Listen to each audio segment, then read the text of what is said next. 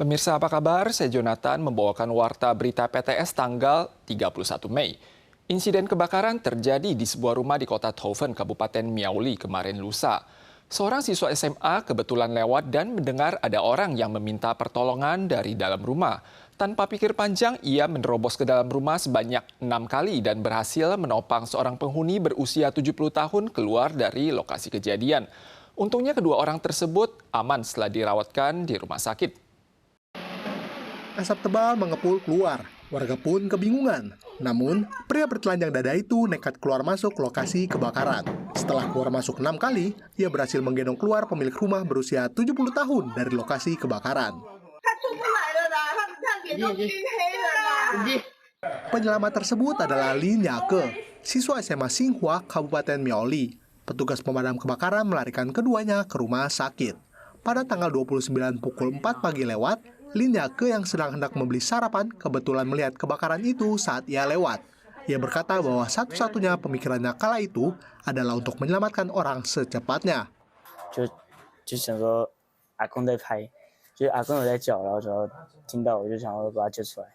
Sang ibu memuji keberaniannya, namun juga merasa kasihan atas luka-lukanya. Bupati mengunjunginya dan berjanji Pemkab akan membayarkan biaya pengobatannya. Pihak sekolah mengatakan bahwa ia adalah seorang penduduk asli dan keluarganya berpenghasilan rendah.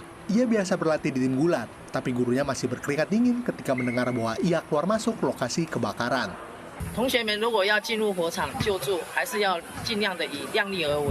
Namun, pihak pemadam kebakaran menyampaikan, jika api baru saja mulai berkobar dan orang-orang yang perlu diselamatkan masih dapat dihubungi, mereka bisa masuk ke lokasi kebakaran. Di sisi lain, jika asap api sudah terlihat sangat jelas, masyarakat umum tidak disarankan untuk terburu-buru masuk ke lokasi kebakaran untuk melakukan penyelamatan karena kurangnya peralatan dan pelatihan profesional. Menurut prediksi iklim perekonomian terbaru, tingkat pertumbuhan ekonomi tahun ini telah direvisi menjadi 3,94%. Namun tekanan kenaikan harga masih terasa. Perkiraan tingkat indeks harga konsumen sepanjang tahun adalah 2,07%, melampaui garis peringatan inflasi selama 3 tahun berturut-turut. Pemilik toko dengan gesit melipat adonan berisi daging. Berhubung harga bahan mentah dan SDM terus mengalami peningkatan sejak tahun lalu, ditambah dengan melambungnya tarif listrik pada bulan April, toko Xiaolongbao atau jenis pangsit daging kukus di distrik Yonghe ini memutuskan untuk menaikkan harga dari 13 menjadi 15 dolar per pangsit. Ditjen Akuntansi, Anggaran, dan Statistik mengumumkan tingkat pertumbuhan tahunan IHK tahun ini mencapai 2,07%, naik 0,22% dari bulan Februari. Selain faktor kenaikan harga listrik, harga sektor industri jasa relatif kaku, biaya makan, sewa kamar, dan medis juga terus meningkat. Oleh sebab itu, harga barang sepanjang tahun kembali melampaui 2%. Harga barang dalam negeri terus melampaui garis peringatan inflasi selama 3 tahun berturut-turut. Selain itu, seiring peningkatan ekspor yang dipicu oleh aplikasi kecerdasan buatan dan komputasi kinerja tinggi, tingkat pertumbuhan ekonomi tahun 2024 direvisi menjadi 3,94%, naik 0,51% dari perkiraan sebelumnya, mencatat rekor tertinggi dalam 3 tahun terakhir. 比我们当初预期的好很多 ，AI 的部分是蛮关键的因素因为这部分发展得很快。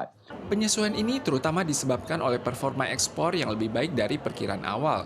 Pesatnya perkembangan teknologi kecerdasan buatan dan permintaan yang kuat turut menjadi lokomotif pendorong ekspor. Nilai ekspor komoditi tahunan dinaikkan sebesar 17 miliar dolar Amerika. Akhir-akhir ini sering muncul kabar ditemukannya ular yang berkeliaran di area Zhizhitao di Taipei. Beberapa ekor ular termasuk kobra berbisa berhasil ditangkap di rumah warga selama beberapa hari ini berturut-turut. Suhu akhir-akhir ini meningkat sehingga turut memicu aktivitas ular. Jika menemukan ular, warga dapat menghubungi saluran 1999. Seekor ular kobra ditangkap di dekat altar penyembahan rumahnya. Belum lama ini, warga Zhizhitao, kota Taipei, kerap menemukan ular di dalam atau di sekitar lingkungan rumah, termasuk ular kobra yang berbisa. Ada juga warga yang mengaku, ia tidak saja pernah menangkap ular kobra, tapi juga pernah melihat ular kera Taiwan. 上个月，对，在家里面？没有，就在这里，在菜园这边。对，大概多大只？大概3尺。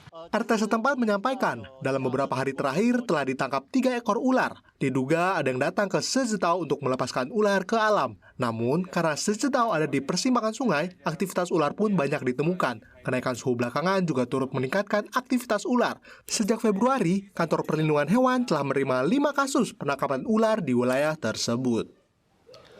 Warga di sebuah desa tunarungu di Bali menggalang hubungan antar komunitas tunarungu melalui tarian tradisional yang sekaligus menjadi wadah untuk menunjukkan ciri khas budaya mereka.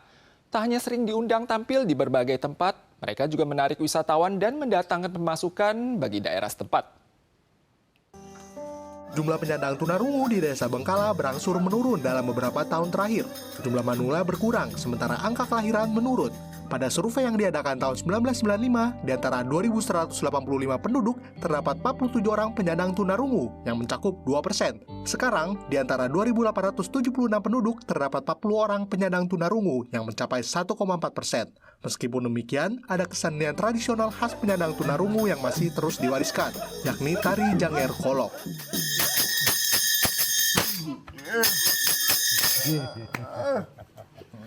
我们听不到，但是很享受跟着节奏跳舞。 Untuk bersiap memulai penampilannya, baik laki-laki maupun perempuan, semuanya merias dan berdandan sendiri. Mereka juga sangat berpengalaman. 这是我爸爸，生了5个孩子，这是我儿子，我的儿子。 3 generasi penari tunarungu yang tinggal bersama selain memperkenalkan kebudayaan Bali juga menjadi jembatan tali silaturahmi komunitas tunarungu, mewariskan budaya tari ke generasi berikutnya. Penelitian lokal menunjukkan bahwa tarian tunarungu sudah ada sejak tahun 1967. Mereka juga pernah diundang untuk tampil di Australia, Pesta Kesenian Bali, dan berbagai tempat yang lainnya. 我的名字是 SUDARMA，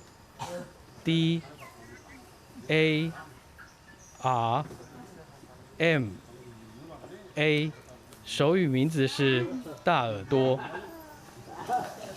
我是聋人，跳这种传统舞蹈，聋人舞可以让我们感到很开心，这是第一点。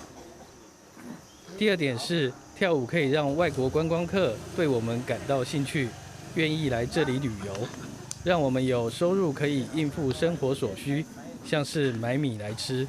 Tarian tunarungu tidak hanya memungkinkan kebudayaan lokal untuk membuahkan hasil yang unik, tetapi yang lebih penting adalah bisa menunjukkan kemampuan diri, mendatangkan pendapatan, dan meningkatkan taraf hidup.